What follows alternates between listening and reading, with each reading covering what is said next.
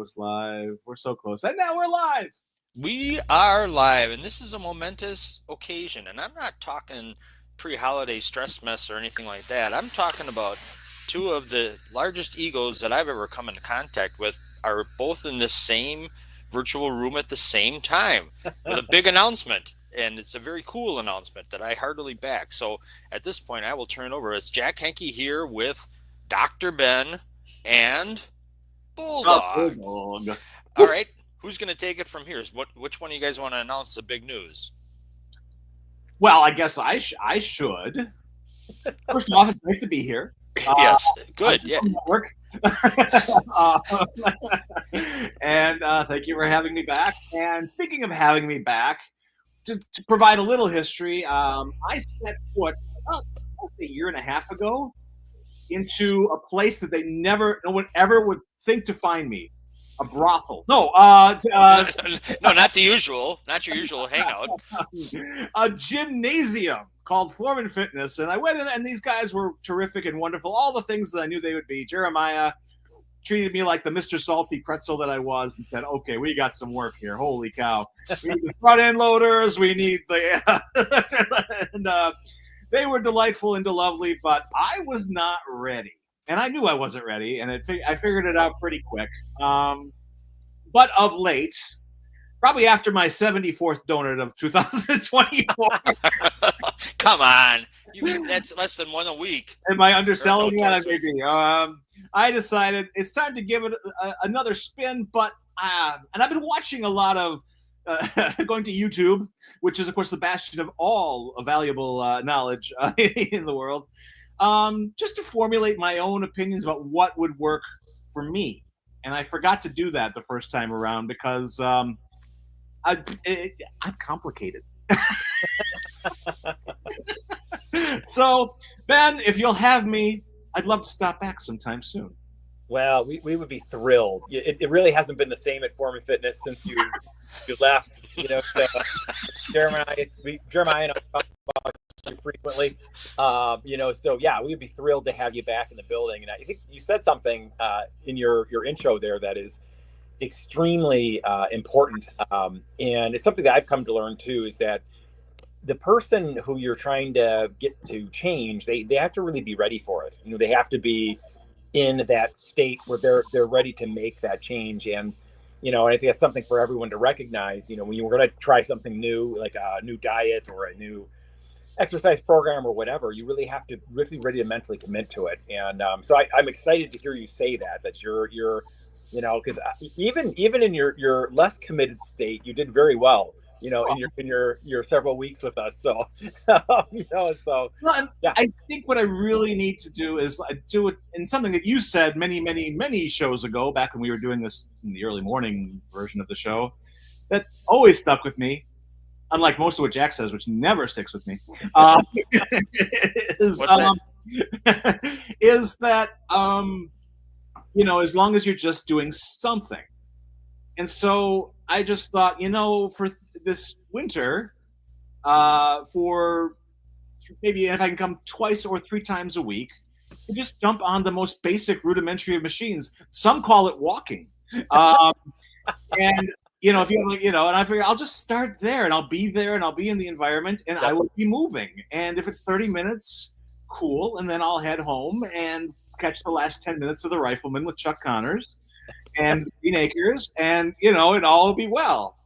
But that's my game plan. I was just like, why not just? And last time, I think you and Jeremiah were approaching this like this is a normal person. You should. Where would they ever get that idea? Not from talking to you and not from me. That's for damn sure. So, but that's the game plan. I can do that. I know I can do that. No, that's great. And it's funny. I think sometimes, those of us that are in the fitness field, we always think, oh gosh, we got to make sure Bulldog checks off all these different boxes. We got to get him flexible again. We got to get him strong. We got his muscles going. We got to change his diet. We got to, and do the cardio stuff. But you brought up another excellent point from your great wisdom, Bulldog, that, really the basics are just moving every day, so there's huge value to just going to the gym, walking on a treadmill, doing elliptical, several times a week. I mean, there's great value to that. Just as there's great value to going outside or walking your dog. I mean, all that kind of stuff, just that basic movement is like the foundation, and then you get that rolling for a while, and you can always add in some of the strength work or some of the stuff, layer that on at a later date, so expanding out is the idea, as opposed to the way I have been expanding out for some time. Different version of expanding out, you see. But if you don't mind, Ben, I have two in my travels watching endless amounts of videos, which means no travels. I was in this chair. There are two things that have been on repeat in a lot of the fitness and just self-care videos, and I wanted to bounce them off to you, see if they're absolute bollocks. Sure. Yeah, no, I'd be happy. I would love weighing in on that stuff. Number one, this year has been the year of steak. I have more videos showing up in my feed saying, guys, you got to start your day with steak, and you got to have steak every day. Now, this is completely counter-programming to someone who was born, who was raised in the 80s, when they were like, oh, that'll kill your heart, and it's cancer, but it's just like, no, these guys are like, you got to hammer steak every meal, every steak. And I thought, this is odd and new. So is that real, or is that just someone is that the Steak U.S. Beef Council working on? So, I mean, I always talk to my interns. I get a lot of fitness interns that come through, and as a former bodybuilder myself, I used to eat a lot of steak back when I was doing bodybuilding in the past. Sure. And that is a very pro-growth kind of a food, right? I mean, but as I tell my interns, the diet or the nutrition that is going to help you live a long, healthy life is many times very different than the diet and nutrition that's going to build big muscles. And, so if those individuals were saying that in the framework of, hey, this is for a 20-year-old, football player that's looking to just put on as much muscle mass as possible, sure, then there might be some credence to that statement. But when you put that in the context of a 50-year-old man, or somebody who has heart disease or, whatever, as 80% of the population past the age of 50 has some kind of different chronic disease going on, I couldn't disagree more that, steak would be so far down the list of the foods I would start my day with. I can go over a litany of different reasons for that. Number one, it's extremely highly correlated with, heart disease, and it's not just the saturated fat in the steak. There's other things, the heme iron, there's some different things in there that make it more dangerous for people who have heart-related conditions, which again is half the population past the age of 50. So that's where that advice sometimes is oh gosh, and I contribute to all the information on YouTube, and it's funny, but there's a lot of people putting stuff out there, but you just got to think about the context of where they're giving that advice. That's a good question. Absolutely. Cool. What's your other one? Number two, and actually, this is sort of 1A. I have to also they've been hitting the eggs thing really hard too, which again, being raised in the 80s, it was just like cholesterol. But there are in these Facebook reels I watch, which are entertaining, but also questionable when it comes to they say, no, people who are doing 2 eggs a day, that's a mistake. You got to be doing 4 eggs in the morning. And I thought, wait a minute, I don't think I'd feel good doing 4 eggs in the morning. So what is the context of this? Is this for people who are trying to get into shape, or what? Protein? They're just you need they're saying that there's a protein crisis in America or something, and Yeah, that whole protein thing is a complete fallacy. I call that the protein myth. It's kind of like the so glad I came people in their little sound chamber right now, all going nuts over increasing protein. The one thing America doesn't have is a lack of protein in its diet. That's the biggest bunch of BS I've ever heard. It is completely off. That doesn't make any sense. Eggs are one of those things where they have gone back and forth with the research on them. Are they good for you? Are they bad for you? For individuals with heart disease, I put them in the cautionary category. Having an egg or 2 a week is not going to hurt you, hopefully. Which is where that's where I but having 4 or 5 eggs a day, and not only most people's issue is that they have too much body fat. So what are two of the highest calorie foods you can think of? Steak and eggs. Is eating high calories really good for getting your body fat under control? I mean, it's the exact opposite. I would give the exact opposite advice of that. So, it's the same thing with these people that want you to take all this oil. Let's get all this oil, olive oil, blah, this and that. Oils are the highest calorie food item that there is. There is no higher, by volume. I mean, it is like pure calories. Like, yeah, it might be, slightly beneficial for your health, but like you're just loading the calories on with these oils, even if it's extra virgin olive oil. So absolutely, yeah. It is. It's just so funny, the things that people put out there, and I'm not the arbiter of truth, but I certainly have some common sense, and I have done a fair amount of reading on this stuff. So right, and I don't think the people who are swooping by in my feed have done any of that, because they're really out for that the hit of the click they need. 100%. Does it matter? Oh, I'm sorry. Oh, go ahead, Jack. Yeah. I was just going to say, does it matter how the preparation of the eggs? You feel that way about like hard boiled versus fried, or what's a soft one? Poached. People do poached. Is there a more beneficial preparation for eggs if you're going to eat eggs than others? I mean, again, that'd be in the context of what you're trying to achieve dietarily. So. I mean, you've got some people who are just trying to pack on as much muscle as possible, and then high calorie actually works pretty well for that. You want to get enough nutrition in that you can build tissue, and it depends on what age you are. It depends on what disease processes you're experiencing in your life. I certainly wouldn't have somebody who's 65 years old and has already had a heart attack, scrambling eggs and frying them up every day for breakfast. I can't think of a worse thing.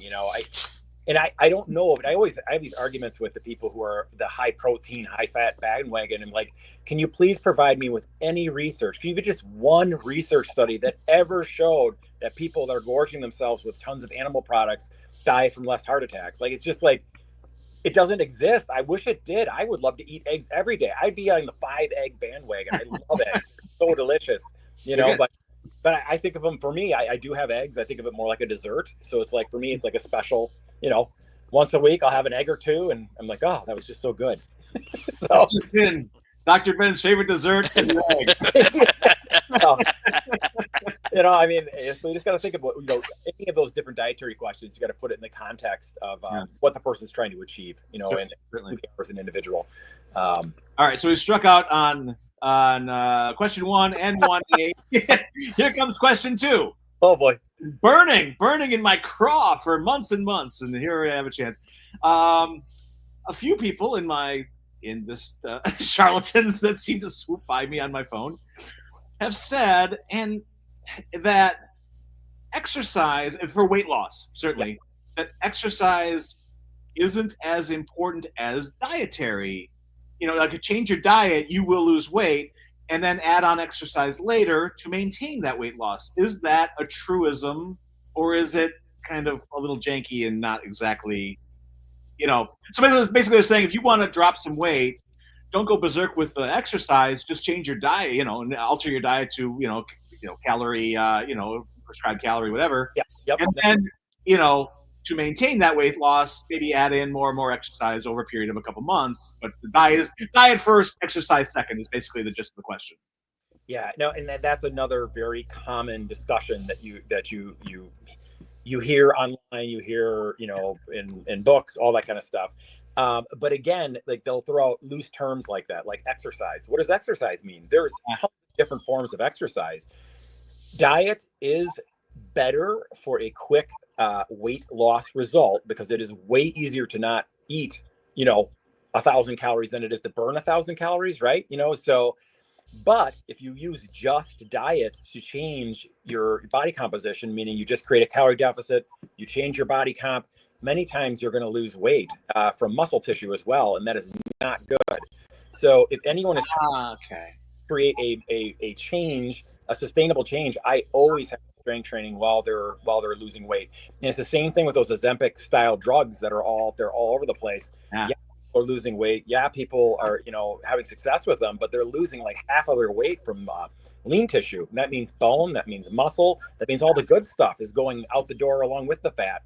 So, and it's the same thing with any type of thing where you create a calorie deficit, which those medications do. They cause you not to eat as much. So So that's where strength training becomes even more important, because strength training can be very protective of your lean tissue as you are creating that calorie deficit and losing weight. Sure. So question 2A then. A lot of good questions today. Man. Well, I've seen Ben. Back on the show. You've got 3 cringes already, Bulldog. Let's just see if we can go for 4 in a row. This is a good one. This is a good one though. Is that the amount of time one would spend of strength training when beginning to go into a calorie deficit a little bit? Would you say is 10 minutes a day then good for something? Is it just arms? Is it just legs? What is it that you would want to lean into the most? Are you doing a couple of sit-ups? What are you suggesting in theory? So if you had a person that didn't have any injuries that you had to work around, and you could do whatever exercises you wanted, you would focus on the exercises that maintained large groups of muscle mass. So that'd be things like squats. That'd be things like pressing movements, pulling movements, things where you're really maintaining the big muscles of the body, like the pecs, the lats, the glutes, all those guys, all those good glutes, right? So you'd be focusing on those types of exercises. You don't have to do much strength training to have great success. Like, I typically only strength train, I would say a combined total of maybe 60 to 90 minutes a week, so over, sometimes my workouts are 20 minutes, sometimes they're 30 minutes. They don't have to be these really long workouts. The cool part about strength training is more about just creating the intensity that causes the body to adapt, i.e. get more muscle, get more strength, and that is not related to the amount of time you do the exercises. So, cardio, there's more of a time factor to it a little bit, you have to do it for a certain amount of time. Strength, you could do one set to utter complete failure and then walk away and get some great results from it. And I've seen that in myself. That's our approach. That's been my approach for quite some time. To fail to, I knew that word failure was going to connect with Bulldog. It's a weightlifting term, though. You know what I mean? But so yeah, it can be in very short bursts. I think someone like yourself, if you are doing the treadmill, if you did like 3 exercises at the gym as well, that'd be awesome. So if we added 3 different machines that you do, like the leg press, maybe you do the seated row, you do the seated push, and then you call it a day, but you put some good effort into them, that would be a great beginning program for you. And you just do it twice a week. Strength. I'm open to that. I like it. I like to see already. We're adding on to the program. Here we go. You're getting the full program, Bulldog. You're getting everything. The full treatment. Let's just take it easy here. Oh my God. Cool. Well, that's my roster of questions that I've been carrying in my back pocket since July. So now, those are all great questions. Those are great questions. Jack, do we still have time to go over the overnutrition thing? Yeah. Well, I'd like to talk about that, because first of all, your email was very misleading, that making you think that one of the answers would be correct. I thought, Ben, you son of a God. I that would get you. Yes, but then the answer was quite revealing and interesting. Kind of relates to what you were talking about with too much. So, what do you define? Okay, why don't we just talk about it instead of talking around it? Ben, you sent an email this week. If you do you have like a few more minutes or no, Ben? Yep. Okay. Sure. Let's talk about it. What it was about. You sent some things like, what is the biggest misperception, Ben, or misconception about? What is one of the most important levers you can pull to improve your nutrition? Like, what if you could do just one thing to make your nutrition better? What would it be? A certain philosophy you subscribe to? Would it be so what was the most important thing? And I have my ideas on it, but here are the choices you gave, Ben. I'll read them. I have them right here. Sure. Increasing our protein consumption, we know that's not it, and reducing our consumption of carbs. Decreasing consumption of saturated fat to 10% or less of total calories. C, decreasing our consumption of animal products like meat and dairy. D, increasing our intake of fibrous plants to a minimum of 30 grams of fiber daily from fruits and veggies. And E, none of the above. Yep. So, I mean, and you would conceivably say any one of those different things someone might agree with, right? Yep. I thought it was going to be D with the fibrous plants. The fibrous plants, Yeah. It's a fascinating thing. As I've gone on my own personal odyssey of trying not to die of heart disease and stay fit in my 50s here. It is fascinating to me that I put this forward. one of the most, and this is my opinion, one of the most important things a person can do to stave off chronic disease and remain healthy as we age is to take brief breaks every so often from consuming calories. And there's been some really good research that has come out on that, where it's like, wow, Are you talking fasting then, Ben? What's that? Are you talking fasting? Fasting, yes. And then fasting's like a term like exercise. You can throw fasting out there, and there's a gazillion different ways to do it.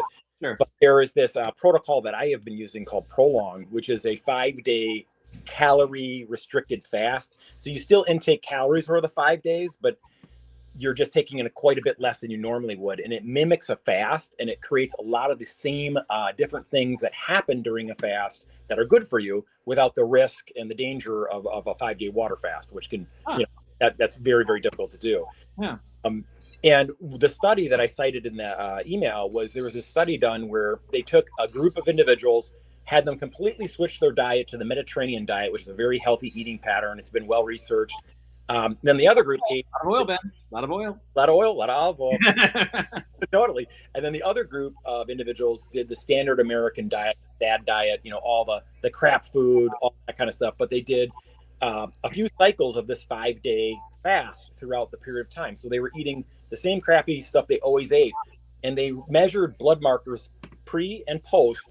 And both groups improved on the blood markers of like inflammation, cardiac disease, blood sugar control, that kind of stuff. But the fasting group improved more, which is shocking to me.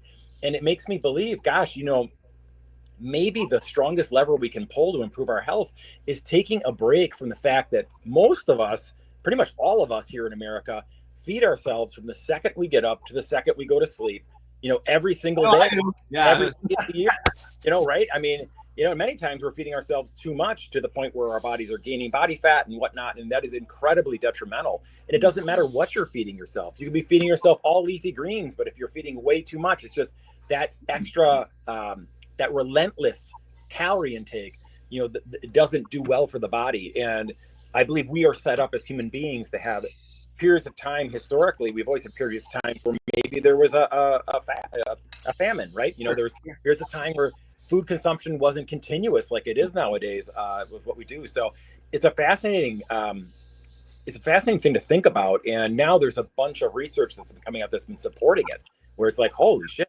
and they've done over 20 different studies on this prolonged fasting method, and they all come out the same way. Like, everybody massively improves all their health blood markers, decrease their signs of aging. It's like the fountain of youth. And and I will say this: all the research done on Prolong is done by the company itself, but that doesn't immediately mean that it's discounted.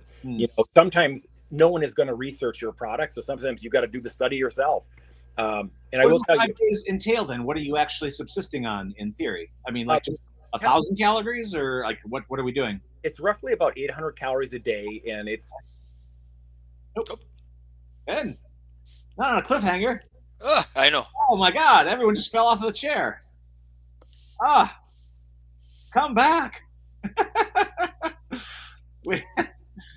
Wow. All right. Yeah, I think. Uh-oh. Well, he'll be back, I think, in a second. It's very interesting. There you go. There we go. Sorry. I'm back. Whenever I do this with my phone, anytime someone calls, it like kicks me out of the studio. Okay, so I'll just really quickly wrap this up. So Bulldog, it's about 800 calories per day that you're subsisting on, and it's mainly plant-based. Okay. But I've done blood work on myself, pre and post doing this stuff, and all the markers, just like they said in the studies, inflammatory markers dropping, like fasting glucose dropping, A1C better, like it's just crazy. So is that 5 days difficult? I mean, you're like on day 4, are you like, I am going to go eat a car? So you go, I'm going to try to eat it. I mean, to tell you the truth, it's much harder maintaining a healthy eating strategy 300 all the days of the year, right? I think that's a lot harder than just having willpower for 5 days. You know what I mean? So yes, you do get a little hungry, but you feel great. I mean, it's almost a euphoric feeling at the end of it, because when you get into that fasting process, your body hypercharges autophagy, which is your body's natural kind of cellular clean out that it does. Sure. So it's almost like you're a new you when you come out of it. So it's pretty cool. So I'd be afraid on day 6 though. I'd go to Old Country Buffet. My fear. I'd just be like, "Oh, all right, it's over." It's not for everybody. It's not for everybody. It's I just, read a great one method that you can utilize. I read a great line this week that said, "Let's face it, nobody ever feels better after eating at a buffet." It's 100% true. You always suffer the consequences, right? Yeah. So Ben, you want to mention that you're doing you're fasting with Ben? That you're saying that, what? Can you clue us in on that? Sure. Yep. Nope. If anyone wants to, so I do a prolong myself every 3 months. So I do it once a quarter to kind of maintain my own health. I think it helps me, stay younger longer and age strong. Right. So I'm doing my next one the week of January 6th. So if anybody wants to do it with me, I'm creating a private Facebook group, where all you got to do is buy the prolong. And then, it's a group where we can kind of commiserate over the course of the 5 days about how hungry we are. So Sterling bunch. And I give tips and tricks of how to get through the 5 days, but it's really not that big of a deal. Bite each other's heads off in the group. F you. Oh, F you. So how do people contact you, Ben, if they're interested? They would just have to email me and let me know, which, our emails. Yep. info@formandfitness.com. Yep. info@formandfitness.com, and just, you can put in the subject line "fast with Ben," and, I can give them details on how to participate. Groovy, baby. And it's free of charge. All you got to do is buy your prolong. So like that. Oh, that's there. Oh, look at you. You are so tech savvy. Wow. Very nice. Very nice, Jack Hinkey. See? Right on, Ben. Bulldog, It Bulldog, was did me. you do that? It was me. I can't tell. I can't see your arms. I should have known it was Bulldog. There's no way Jack can pull that up. Yeah, if the technical level of the broadcast has leveled up, it's because I have returned. It totally has. It totally has. This has been great. It's been leveled all right. Totally. So, Ben, I was thinking my triumphant return to the gym, at which time you can actually feel free to roll out an actual red carpet, have balloons and streamers. I'm thinking after the new year, so I don't think I'm gonna try to. That's awesome. That, but, yeah. Good. Well, we look forward to it, Bulldog. We'll get you set up good, get you rolling. Thank you. Yeah. Okay. Happy holidays, everybody. Thank you. Ben, what do you got going for Christmas dinner? Are you making pies again, like you do for Thanksgiving or anything? I'm not sure. My mom is in charge of that, so I'm deferring to the other folks. So be a good son. Eat what she says. Eat your vegetables. I will. And Bulldog, there's a Hanukkah walk in Cedarburg on the 26th. Did you know saw that? Yeah. I'm not gonna do that.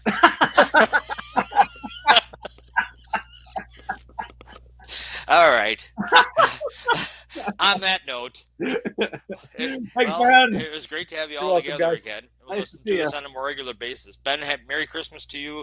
Happy Hanukkah, Bulldog. Walkless Hanukkah. Enjoy it. Anything else that someone celebrates? And if they don't celebrate, please don't get aggravated by people who happen to say, "Hey, have a good holiday." I don't understand that, but that's the world we live in. So, very cool. Merry Christmas to all, and Hanukkah too, and to all a good night. Oh, good fast.